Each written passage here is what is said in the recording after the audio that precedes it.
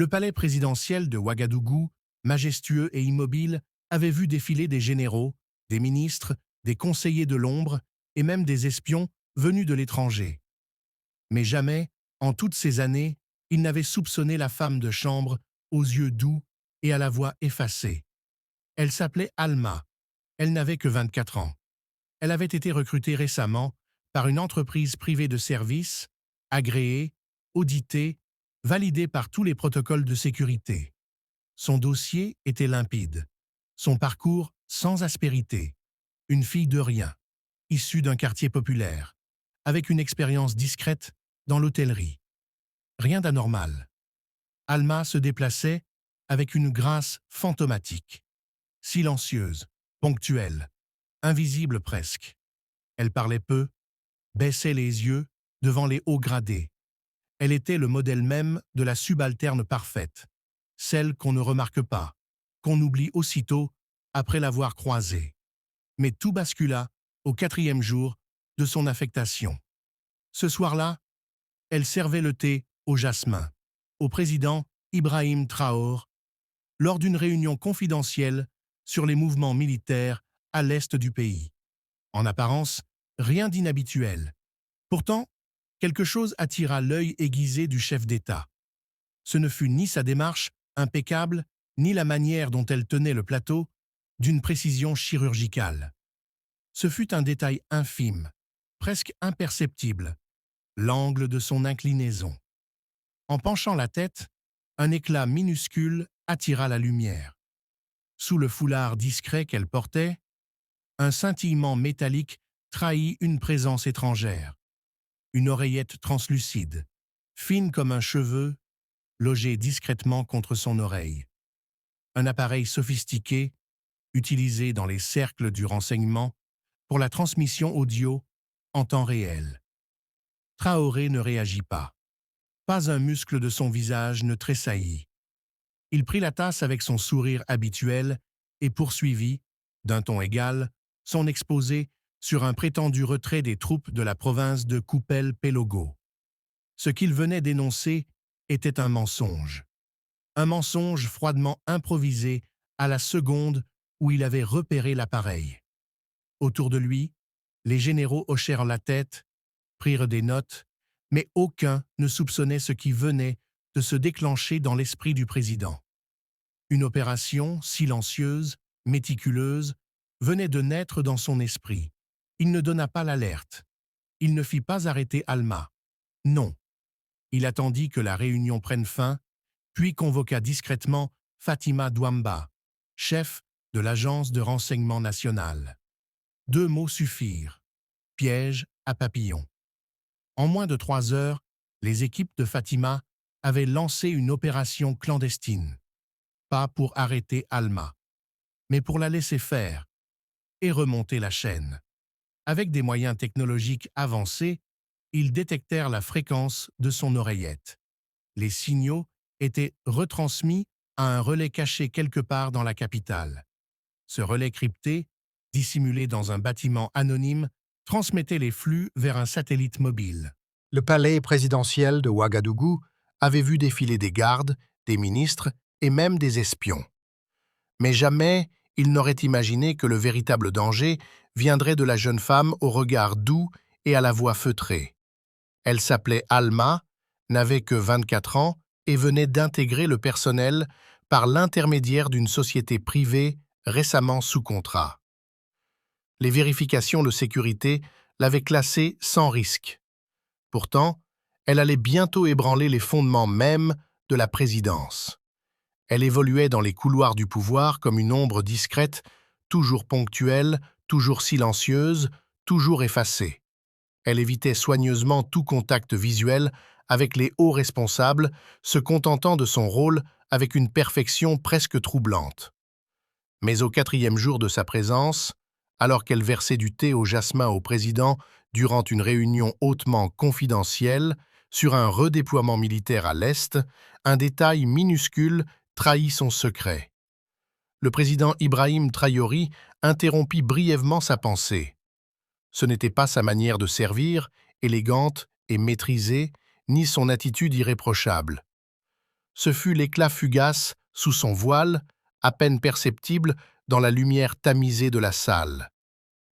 Un mince filament métallique, comme un dispositif de transmission miniature, un micro, un lien audio sophistiqué semblable à ceux utilisés par les services de renseignement les plus avancés. Elle ne prenait pas simplement des notes mentales, elle transmettait en temps réel. Traori, sans laisser paraître la moindre alerte, accepta la tasse avec un sourire poli, poursuivant le débat avec un calme désarmant. Ce qu'il annonça alors, le retrait militaire de la province de Kupel-Pelogo, était une pure invention, forgée sur l'instant. Ses généraux, concentrés, n'y virent que du feu. Mais dans l'esprit du président, une contre-opération venait de naître. Il ne donna aucun ordre d'arrestation, pas un mot au service de sécurité. À la place, il convoqua discrètement Fatima Douamba, chef du renseignement, et lui murmura simplement 2 mots, « piège à papillon ». Dans l'heure, une cellule d'opération secrète fut activée. Leur objectif, ne pas stopper Alma, mais la laisser continuer, tout en la surveillant au millimètre. Les signaux de son oreillette furent interceptés, l'origine de la transmission localisée. Un relais discret, camouflé dans un bâtiment proche, relayait les données vers un satellite mobile. Ce n'était pas un gouvernement étranger à l'écoute, mais une cellule insurrectionnelle clandestine, dotée de moyens technologiques redoutables et de visées politiques troublantes. Fatima, les mâchoires serrées, comprit l'ampleur du danger. Le destinataire final n'était pas un service étranger officiel. Il s'agissait d'un réseau insurgé, clandestin, doté de capacités d'écoute militaire et de visée politique. Fatima, serrant les dents, analysa la situation. Ils ne se contentent pas d'écouter. Ils construisent une carte complète de notre hiérarchie. Chaque point faible, chaque tension, ils les exploitent. Alma n'est pas une simple fuite, c'est une arme. Traori, impassible, répondit simplement, et ils retourneront cette arme contre eux. Les 3 jours qui suivirent furent un théâtre d'ombres soigneusement mis en scène. Le président convoqua une série de réunions privées, toutes factices, toutes conçues pour tromper l'ennemi. Dans chaque réunion, une nouvelle fausse information était distillée. Une évacuation prévue de la région de Seno. Une rupture imaginaire avec les conseillers russes. Un faux conflit entre Traori et le général Moussa Diallo. À chaque fois, Alma était là. Elle servait le thé. Elle restait debout dans un coin de la pièce. Elle baissait la tête juste assez pour capter chaque mot. Mais tout ce qu'elle captait était du poison contrôlé, soigneusement formulé pour provoquer un mouvement de l'ennemi. Et cela fonctionna. En 72 heures, les satellites espions détectèrent un changement. Une hausse des communications entre caches rebelles connues, des mouvements inhabituels de véhicules militaires dans les couloirs de contrebande près de la frontière nigérienne. Et surtout, 3 téléphones satellites appartenant à des commandants rebelles furent activés presque simultanément. L'ennemi réagissait. Il croyait que l'armée se retirait. Il croyait pouvoir avancer. Le président, depuis le centre de commandement du palais, observa les signaux rouges clignoter sur la carte numérique. Il se tourna vers Fatima et déclara « Donne-leur encore une bouchée, quelque chose de bruyant. » Fatima acquiesça, mais s'inquiéta. « Et Alma ?» Traori répondit en détournant le regard. « On attend. Le piège n'a pas encore claqué. » Le jeudi approchait. Le soleil couchant baignait Ouagadougou dans une lumière dorée. La ville, paisible en surface, ignorait que son destin se jouait dans l'ombre d'un plan orchestré avec une précision chirurgicale. La rumeur d'un convoi militaire quittant l'Est dans la nuit de jeudi se propagea, une rumeur volontairement fuyée dans les circuits souterrains.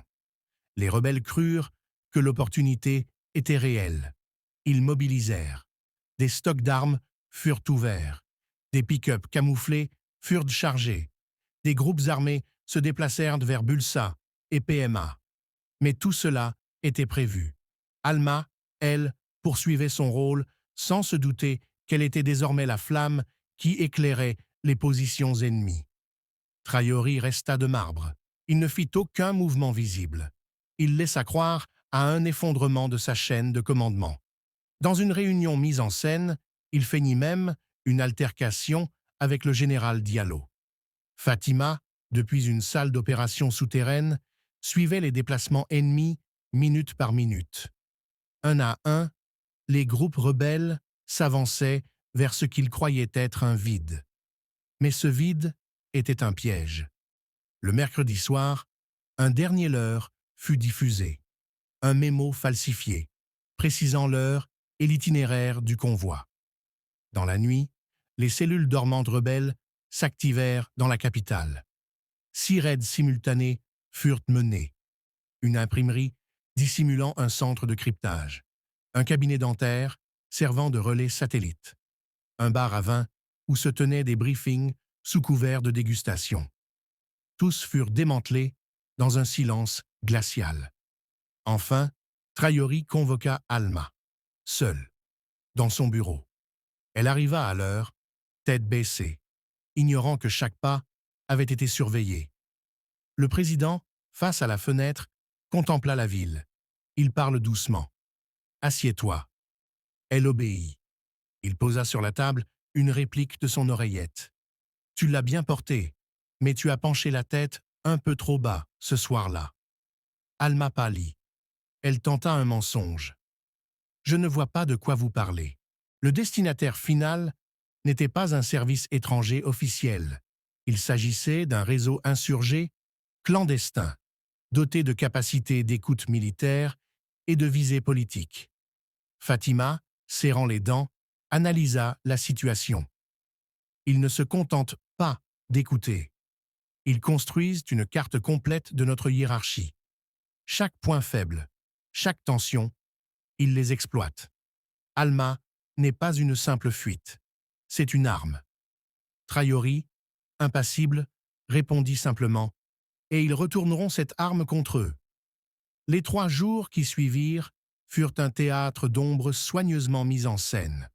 Le président convoqua une série de réunions privées, toutes factices, toutes conçues pour tromper l'ennemi.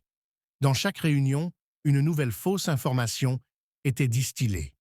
Une évacuation prévue de la région de Seno. Une rupture imaginaire avec les conseillers russes. Un faux conflit entre Traori et le général Moussa Diallo. À chaque fois, Alma était là. Elle servait le thé. Elle restait debout dans un coin de la pièce.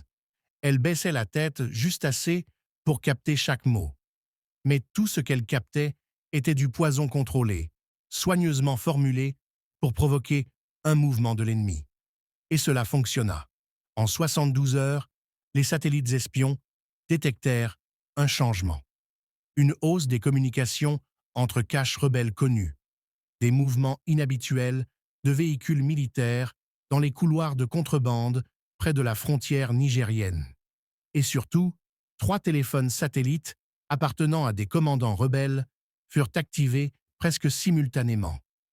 L'ennemi réagissait. Il croyait que l'armée se retirait. Il croyait pouvoir avancer. Le président, depuis le centre de commandement du palais, observa les signaux rouges clignoter sur la carte numérique. Il se tourna vers Fatima et déclara « Donne-leur encore une bouchée, quelque chose de bruyant. » Fatima acquiesça, mais s'inquiéta. « Et Alma ?» Traori répondit en détournant le regard. « On attend. » Le piège n'a pas encore claqué. Le jeudi approchait. Le soleil couchant baignait Ouagadougou dans une lumière dorée. La ville, paisible en surface, ignorait que son destin se jouait dans l'ombre d'un plan orchestré avec une précision chirurgicale. La rumeur d'un convoi militaire, quittant l'Est dans la nuit de jeudi, se propagea, une rumeur volontairement fuyée dans les circuits souterrains. Les rebelles crurent que l'opportunité était réelle. Ils mobilisèrent. Des stocks d'armes furent ouverts. Des pick-up camouflés furent chargés. Des groupes armés se déplacèrent vers Bulsa et PMA. Mais tout cela était prévu.